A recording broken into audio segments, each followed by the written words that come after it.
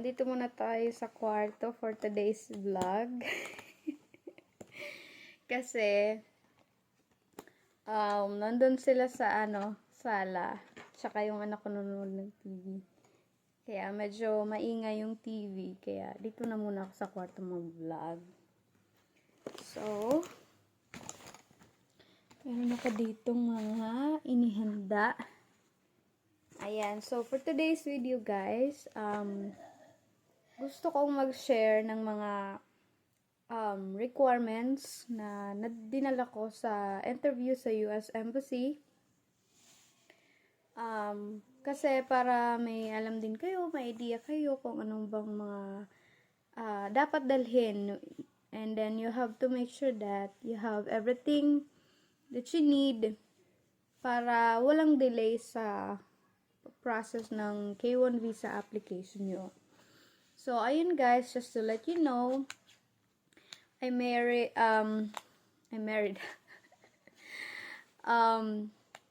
ng American. So, we're here now in America. Obviously, you can see naman guys. So, andito na kami. Kararating lang namin dito. Actually, 1 week pa lang kami dito. So, ayan. Medyo mahirap yung adjustment sa sa tulog kasi sa Pinas, ang oras ngayon sa Pinas, gabi na. 'Di ba? Dito umaga. So, nag-adjust pa yung katawan ko. So, pero ngayon medyo okay na ako. So, makakapag vlog na ako tungkol sa mga requirements na dapat dalhin sa interview na kailangan dala mo.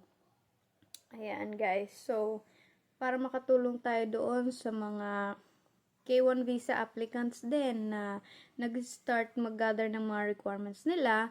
So, ito ay para sa inyo, itong video na to. So, and disclaimer lang guys, I am not a professional pagdating sa mga ganito.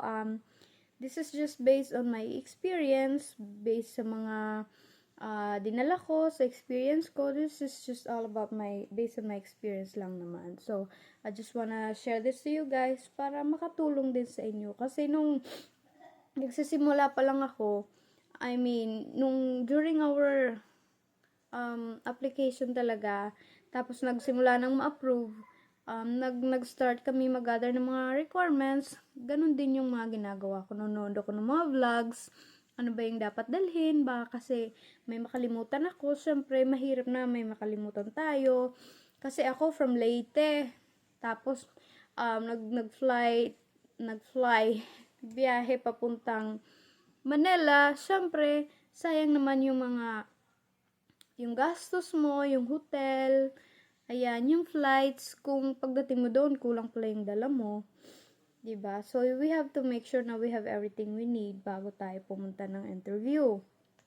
So, ayun na nga. So, here are the requirements na dinala ko, guys. Unang-una, dinala ko yung, dinala ko yung, interview requirements. Of course, appointment confirmation ng DS-160 natin.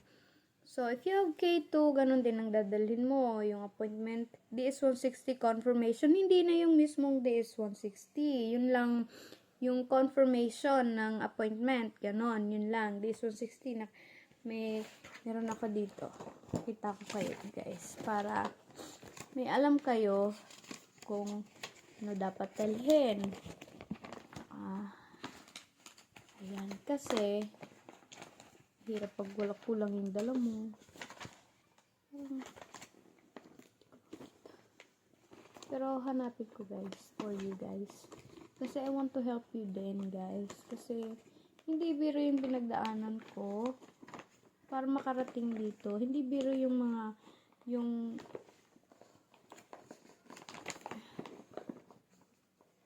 hindi biro guys. Yung mga gantong ginagawa natin. Kaya, gusto ko talagang tumulong sa inyo. Kasi ako, talagang naghahanap ng mga... Can't find it, guys. But ipapakita ko sa inyo, guys. Ayan. So, ito yun siya, guys. Yung confirmation ng ating appointment. This confirmation. This 160 confirmation. So, nakalagay dito yung passport number mo. Ayan. Nakalagay dito. May picture pa. So, ito yun guys, okay? So, ito yung dinala ko. Ito copy, extra copy ko lang to. Kasi guys, I had like 3 copies of this just to make sure na I have enough copies just in case humingi sila. Diba? So, ayan. This 160 confirmation at saka passport. Ayan. Tapos, I-134. Ayan. I-134, guys. Kasi, importante yun. So, kailangan dalhin mo yun. It's from the petitioner, guys. Okay? It's from the petitioner. Ayan. Ito yun siya. Declaration of Financial Support or Form I-134. So, ito yun. Ayan. At saka, meron tayong, dapat may, kung divorce ang yung fiancé, dapat may dala po tayong divorce decree. Yung dala ko pang divorce decree, ayan, ano lang siya, kumbaga, in-scan niya lang, tapos, send sa email ko, ganun lang, hindi siya original. Nakastamp, ano siya, hindi siya original, so copy na lang siya. Parang Xerox na lang siya. So, yun yung dinala ko. Pero, syempre, meron siyang stamp. Pero, yung stamp, ganun din, copy, of course. So, copy lang din. So, but, hiningi nila, I mean, naging sufficient naman sa kanila, hindi na sila humingi ng original copy. Yun yung worry ko, guys, noon. Kasi, ang sabi nila, dapat yung divorce decree mo original. I think depende sa consul. Pag nasatisfy sila sa Xerox lang, then you're good. But pag hindi sila nasatisfy dun sa Xerox lang, hingi sila ng original sa'yo. Ayan. Pero copy lang yung dala ko. Worried din ako niyan.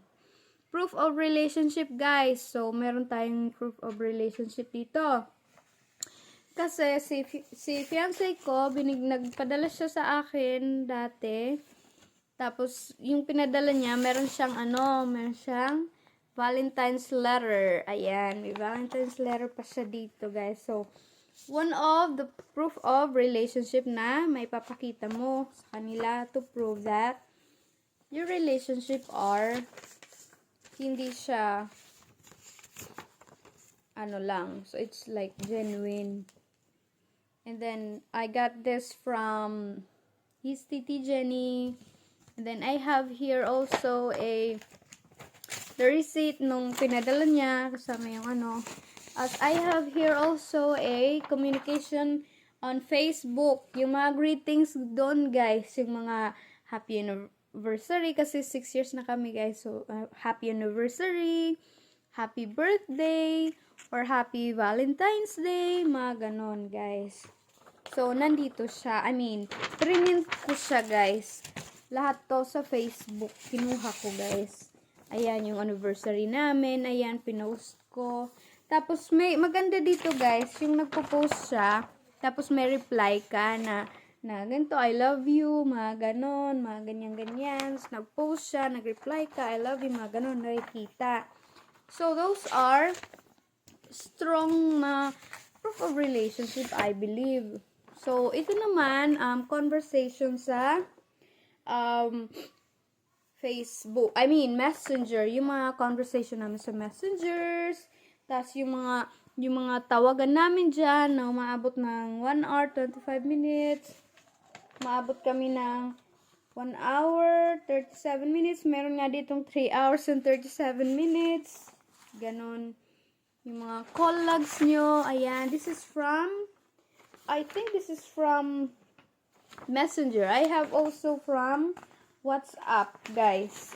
I have here from WhatsApp. Kasi minsan, nagko-communicate kami sa WhatsApp. Minsan lang, pagka mahina, sobrang hina. Ayan, at saka,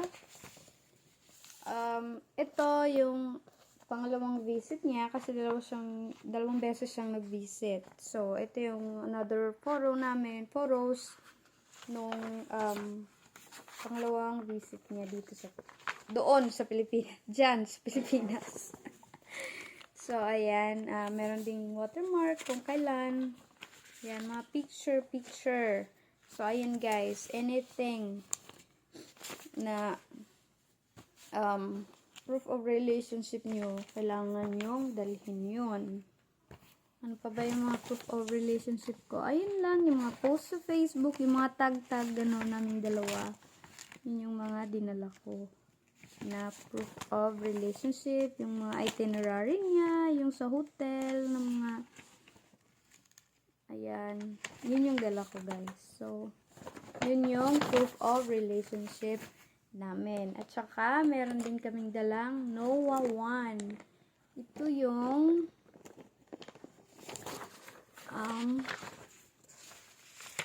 NOAA 1 namin. I think ito yun.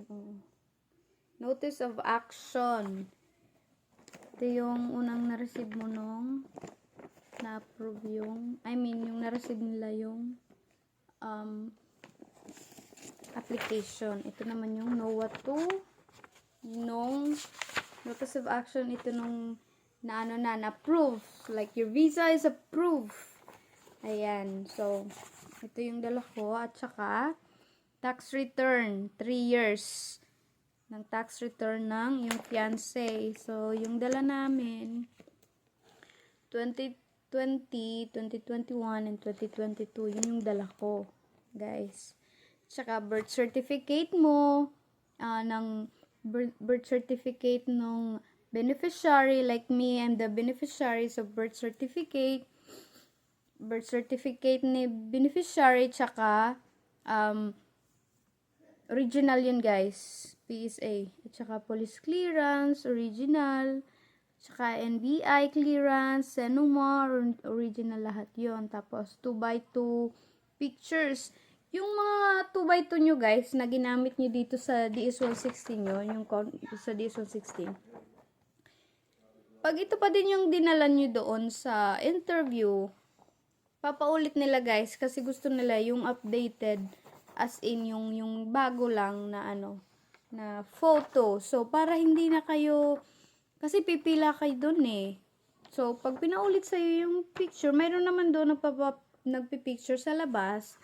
Kaya lang, pag lalabas pa kayo, mawawala na naman kayo sa pila. Tapos, babalik kayo doon. Madidelay. So, tapos, pagbalik nyo, hindi kayo pupunta doon sa pila nyo talaga. Uulit kayong pipila. Kaya, matatagalan kayo. So, I suggest na magdala kayo ng updated na 2x2 pictures niyo. Tapos, meron akong dalang approved na I-129F. Dito, yung I-129F, guys, yung unang application natin na sinend natin, yung nasa packet, yung sinend natin. Ito yung una. So, may nakalagay dito na approve. Ayan. Ito yung approve na yung ating case. Ayan. So, approve siya noong September 26. So, 26, 2023. So, nag-apply kami guys. So, start kami ng application is September din, 2022. So, na-approve kami. So, isang taon siya guys. 12 months. Tsaka, meron kaming dalang intent to marry statement. Ayan, meron kaming intent to marry statement. At saka, meron din kaming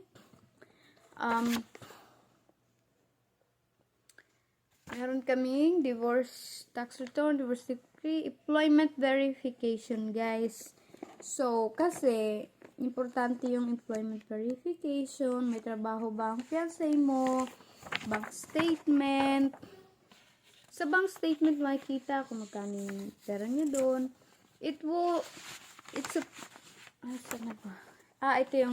yung bank statement. So, at saka, employment verification. Ayan.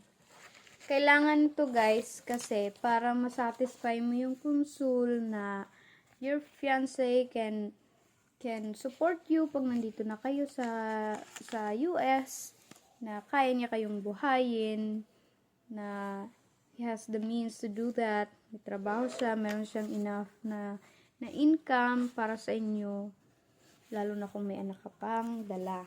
So, napaka-importante nun, guys. So, ayun lang. So, kailangan i-write down kung ako sa inyo guys, ilista nyo lahat. Lista nyo lahat, yung mga requirements na kailangan nyo, tapos, check nyo pag, meron na ako nito, check. Meron na ako ito, check. Hanggang sa makumpleto nyo na, tapos, pagkatapos nyo, pwede nyo siyang, pag natapos nyo na ulit, pwede nyo ulit tingnan, i-check. Meron na ba ako nito? Kumpleto na ba? Tingnan ko nga ulit. Mga ganun. Just to make sure lang, kasi yun yung ginagawa ko. I made sure talaga. Sa awa ng Diyos, wala naman akong nakalimutang papers na I have everything I need talaga in my hand. Kaya, I'm so thankful na walang naging delay sa process ko. So, ayun lang guys. I hope na nakatulong ako sa inyo kahit papano. Kasi, nakatulong talaga yung mga videos na pinanood ko dati. And I hope makatulong din to sa inyo. So, maraming salamat sa panonood. Susunod na vlog din, mag-upload ako dito nung yung ano ba yung mga tinanong nila sa interview, ano yung mga tinanong nila, yung mga anong susuotin, ayun, ano yung mga usual na kasuotan na sinuot nila doon, pati ako. So, ayun lang guys. Maraming salamat sa panonood. I hope na nakatulong to sa inyo. God bless you all.